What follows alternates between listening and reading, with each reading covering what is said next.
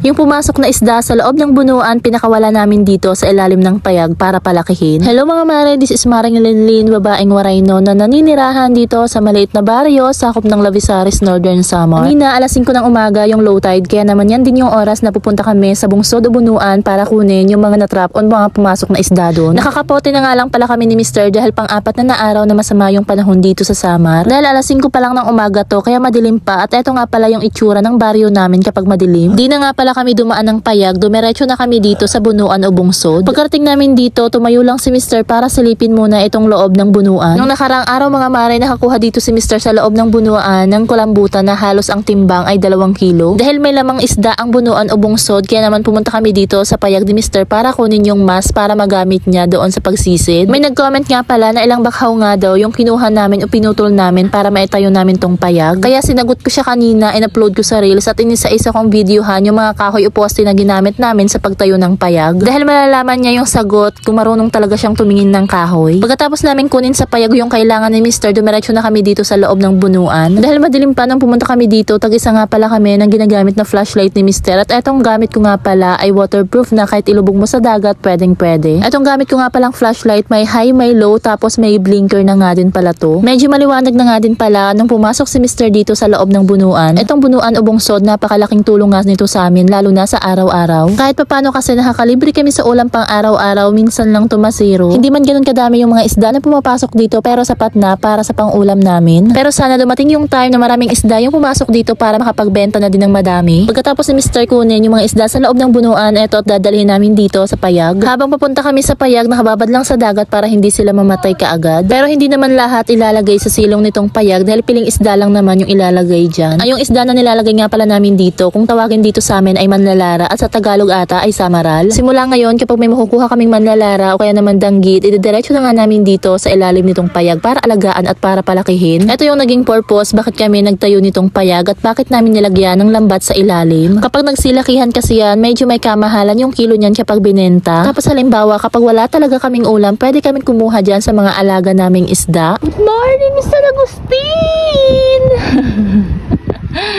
Masama yung panahon. Pang ilang araw na ngayon, Jason? Masamang panahon? Pang 4 days? 4 days. Oh, 4 days na masama ang panahon. Woo! Uwi na kami. Right, buli. Lagi na lang tayong nauuntog dyan. Hirap ng matangkad. Yan, sarado ulit dahil uuwi na. Ay nabutan na nga pala kami ng liwanag dito sa payag at pauwi na nga din pala kami sa mga oras na yan. Hindi ganun kadami yung isda na maluluto namin mamaya para sa almusal, pero kahit papano malalansahan na din kami.